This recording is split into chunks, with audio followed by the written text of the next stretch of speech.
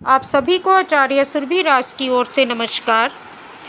आज मैं देवी काली की शक्ति व उनकी तंत्र साधना के बारे में आपको बताऊंगी। कब, क्यों और कैसे इनका प्रयोग होता है बताऊंगी। काली महाकाली ओज, तेज, पराक्रम, विजय और वैभव की अधिशास्त्री देवी हैं। इनकी साधना, उपासना, सुरक्षा, शत्रु दमन, विजय प्राप्ति, भय निवारण और समृद्धि प्राप्ति के उद्देश्य से की जाती है। साधक अपनी अपनी इच्छा अनुसार इनका आह्वान और इनका पूजन करते हैं, होम करते हैं, आरती करते हैं। महाकाली का काला रंग शोक का सूचक है। प्रलय रात्रि के मध्यकाल से काली का संबंध है। उस क्षण शिव स्वरूप में पड़े हैं तथा महाकाली का उन पर एक पांव पड़ा है और खड़ी हैं। प्रलय रात्रि रूपी संहार कारणनी शक्ति को इसी स्वरूप में बताने के लिए भयानक आकृति की निदान माना गया। जिस प्रकार एक योद्धा शत्रु पक्ष की सेना का संहार करके खुश होता है तो जोर जोर से अट्टहास करता है, और उसी प्रकार माँ काली भी अट्टहास करती हैं। पौराणिक तंत्र ग्रंथों में काली के अनेक स्वरूपों का वर्णन मिलता है, किंतु हमारे यहाँ भारत में दक्षिण काली और भद्रकाली के स्वरूप को ही अधिक पूजा जाता है। देवताओं की प्रार्थना पर शुंभ नामक दैत्य का वध करने के लिए महामाया आद्य शक्ति के कृष्ण कालिका या काली जी का जन्म हुआ। जो काल के ऊपर प्रतिष्ठित है वह काली या महाकाली है। साधकों को छोटी मोटी सिद्धि प्राप्त करने के बाद ही महाकाली की सिद्धि प्राप्त करने का प्रयास करना चाहिए। काली सिद्धि के पश्चात साधक के लिए कोई भी कार्य साध्य नहीं रह जाता। काली सिद्धि की साधना के लिए सबसे उपयुक्त स्थान शमशान है। वहां जाते ही संसार की नश्वरता का आभास होता है। तत्काल संसार से वैराग्य की भावना जागृत होती है। इसीलिए गृहस्थ साधकों को बहुत सावधानी से, अगर परिवार में पति पत्नी बच्चों के साथ रहते हैं, अपने घर के अंदर काली साधना के लिए 100 बार सोचना चाहिए, क्योंकि जीवन अस्त व्यस्त हो सकता है। तो आप पहले सही स्थान को चुनने के लिए आप किसी गुरु से ज्ञान लें। शमशान में साधना जब की जाती है वहीं जाके पता चलता है कि जीवन का अंत और काली की शुरुआत, यानी काल के संहार की शुरुआत।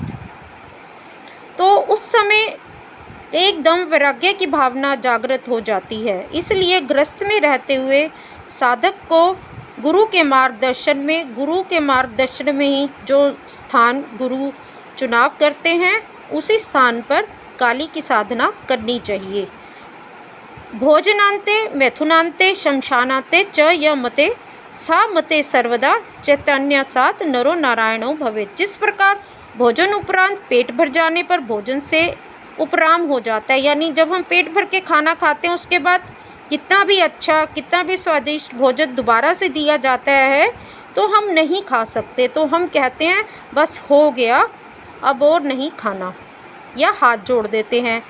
मैथुन के बाद उस कर्म से तबीयत हट जाती है, और शमशान में किसी दाह कर्म में जाने के बाद संसार से वैराग्य हो जाता है। ये मति या बुद्धि थोड़ी देर के लिए होती है, उसी प्रकार की बुद्धि सदा बनी रहे तो यह नर साक्षात नारायण हो जाए। शमशान में जाकर साधना करने का अभिप्राय यह भी है कि यदि मन सांसारिक जो माया मोह है उससे एक बार हट जाए तो दूसरी ओर लग जाता है। यदि साधक को शमशान उपलब्ध ना हो सके तो किसी शिव मंदिर या काली मंदिर में जाकर साधना कर सकता है, पर बिल्कुल भी गृहस्थ जीवन में घर के अंदर काली साधना ना ही करें तो बहुत ही अच्छा होगा।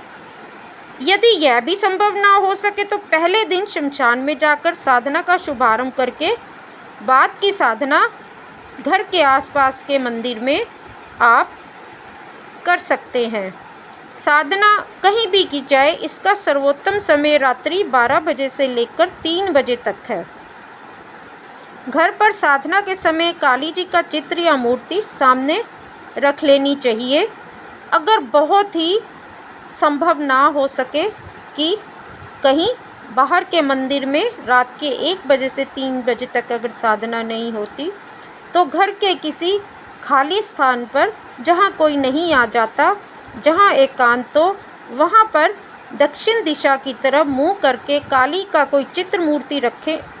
तो मूर्ति 1 उंगली भर की होनी चाहिए, नहीं तो आप चित्र लगाने में ही ज़्यादा ध्यान दें। दक्षिण में चित्र लगा के काली माँ के आगे आप जो है लाल रंग का आसन बिछाएं और तिल के तेल, काले तिल डालें। तिल के तेल में काले तिल डाल के दीप जलाएं और फिर साधना करनी चाहिए। काली का चित्र या मूर्ति विशेष ध्यान रखें, दक्षिण दिशा की ओर रहनी चाहिए। भगवती काली की साधना फिर आप घर में रहते हुए भी बहुत सावधानी के साथ कर सकते हैं। महाकाली का अगर आपको कवच मिल जाता है तो शत्रुनाश, आत्मरक्षा, ऐश्वर्य प्राप्ति के लिए काली कवच से आप अपने को सबसे पहले सुरक्षित करें। उसके बाद आप काली के बीज मंत्रों द्वारा साधना शुरू करें। ये साधना मैंने गृहस्थ लोगों के लिए बहुत ही सरल रूप में बताई है। आप मेरे चैनल को ज़्यादा से ज़्यादा सब्सक्राइब तो करें ही, लेकिन ज़्यादा से ज़्यादा शेयर भी करें। और काली कवच, काली बीज मंत्र साधना, काली स्तोत्र, अगर आपको इसकी भी जानकारी चाहिए तो चैनल को ज़्यादा से ज़्यादा शेयर करें, सब्सक्राइब करें, जिससे कि मैं फिर अगले भाग में काली मंत्र साधना और काली कवच, काली स्तोत्र का भी आप सबको बताऊंगी, ताकि आप साधना बहुत सरलता से और सरल तरीके से कर पाएँ, ज़्यादा से ज़्यादा लोग ये साधना कर पाएँ और माँ काली की शक्ति का आशीर्वाद व वरदान प्राप्त कर पाएँ। जय महाकाली की।